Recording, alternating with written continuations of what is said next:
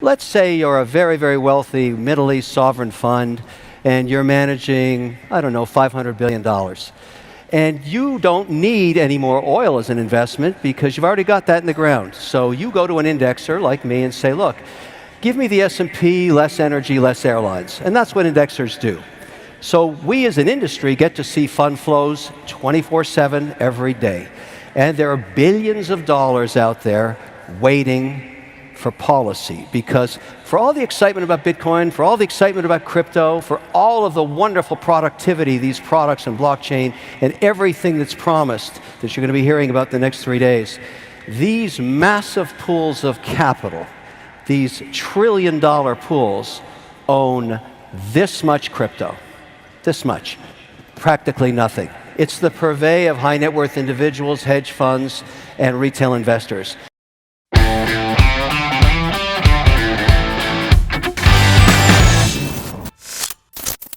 Canadian businessman Kevin O'Leary, also known as Mr. Wonderful, has stated that the lack of crypto policy is a significant problem.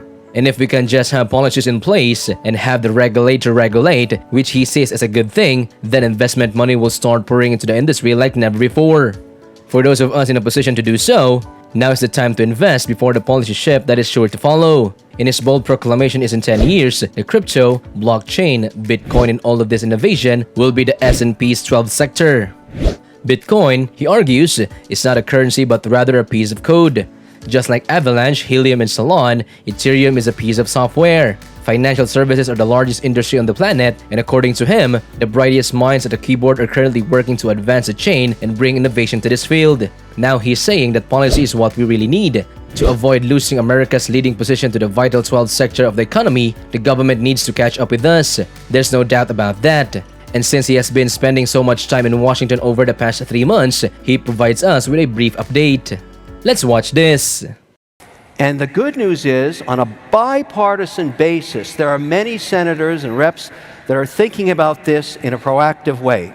So I'm going to give you what I'm calling the 5 vectors of policy and give you an update on where we're at on this stuff, because I've actually read these bills. They're big. A lot of reading, a lot of bedtime reading here. But there's a lot of good innovation occurring. Let's start with the big daddy bill that's coming out of Cynthia Lummis. She is coming here on Friday to give a keynote. This is a very important milestone to have a senator come here and address this important sector with a bipartisan mandate. That signals that regulation is coming, and that is a good thing. That's vector number 1. Vector number 2, the president himself, in his direct order, his executive order, talked about crypto as something that he wouldn't make illegal. That was the most important message in there. But there was also a concern about climate change, which I'll get to in a minute. Then there's BlackRock, the Larry Fink mandate that has discussed this sector as well, also a concern about ESG and climate change. Last night at 6 o'clock, Bill Hagerty dropped a bill.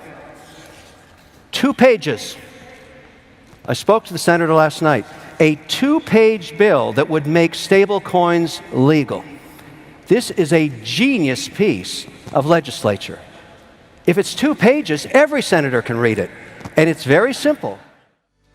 He argues that what this demonstrates is that there's no significant difference between this and a money market fund. He doesn't get why stable coins like USDC can be audited as frequently as once every 30 days along with the underlying security. And he keeps asking, why can't we cap the asset's life at a year? In that case, why not let the market compete to supply stable coins? The total value soared beyond $100 billion and let banks include them in their balance sheets. He also mentioned a senator interested in negotiating a commercial deal. Because there's no oversight for a stable coin, his own auditor has forbidden him and his operating company from engaging with it. Now, in his opinion, those of us engaged in crypto should focus on a single foundation of value. He wants to see this become policy and legislation, arguing that stable currencies are one of the fastest growing asset classes apart from Bitcoin. And backing by the US dollar would make it the world's reserve currency, which is why you should care. He also wonders why on earth we would hand that over to another country. He asks, why would we ever give up that cutting-edge technology? Policies and rules, he argues, are the way to go. He also isn't requesting that the government develop any software because it is not their responsibility. He favors a system in which these stablecoins goods are developed and compete freely in the market. Now, he thinks that Swamp is equally as competitive as Fidelity Money Market Fund. Both are regulated and both are used by everyone with a cash balance. The same is true for this area, and he wants to take advantage of it. He believes that when the government steps in to regulate, the inventors can back to coding. That's a fantastic result, and it's not far off at all. Now, let's talk about the minefields in the 5 vectors of policy. We'll start with the SEC. Now, I don't know if you read these memorandums, but a few weeks ago, they started proposing that in addition to financial audits in all companies that are public, in all 11 sectors of the economy, that they have a carbon audit, that they get somebody, if you claim that you're carbon neutral, you're going to get audited every quarter. Now, in the Bitcoin mining industry, where I'm a participant, the way we get carbon neutral is we buy carbon offsets. The problem with a carbon offset is the tracking error is so huge that no public auditor will sign off on those statements. You can say you're carbon neutral, but there's nobody going to sign it at the risk of being offside with the SEC. So if the SEC adopts that policy, that's bad for proof of work. And it's bad for Bitcoin mining because the first pioneers of this in the US were very concerned about being ESG compliant, and they went to that market. They went to the offset market.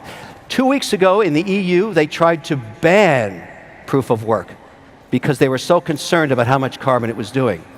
And since this is a part of BlackRock CEO Larry Fink's ESG mandate, he says Bitcoin mining would rescue the planet if this strategy is adopted. He further claims that the president's expressed directive aims at Bitcoin miners by mentioning the practice specifically. However, why exactly does Bitcoin mining benefit the planet?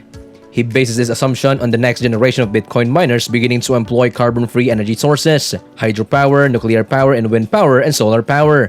A new generation of machinery and turbines, he believes, will be funded because of the Bitcoin industry need to manufacture the currency. In addition, he claims that hydroelectricity was considered for 90% of American dams constructed in the last 100 years, but the turbines were never erected. The turbine setup will be handled by myself.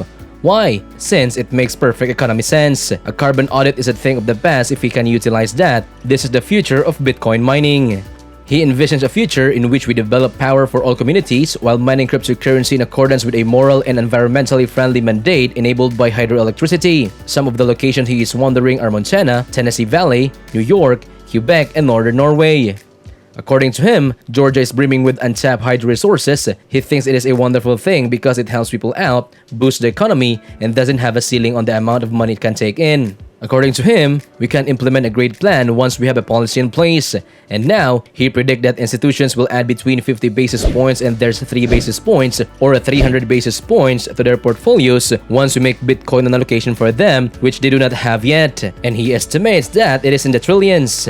And since Bitcoin is software, property, and maybe money, he argues that regulation is necessary if its value rises, and then we can just sit back and watch the money roll in. So, do you think it is important for the US government to put in place policies on Bitcoin and crypto? Let me know what you think in the comment section below. So guys, before you leave, if you want to support this channel more, please consider trying our super thanks, where your comments will be highlighted, and join our membership program to support this channel more. And please do note we're trying to improve our quality of content, and your tips and recommendation to enhance it will be highly appreciated. And that's the end of this video. Thank you so much for watching. If you're new to this channel, make sure to subscribe and hit the notification bell button to get updated on our latest videos.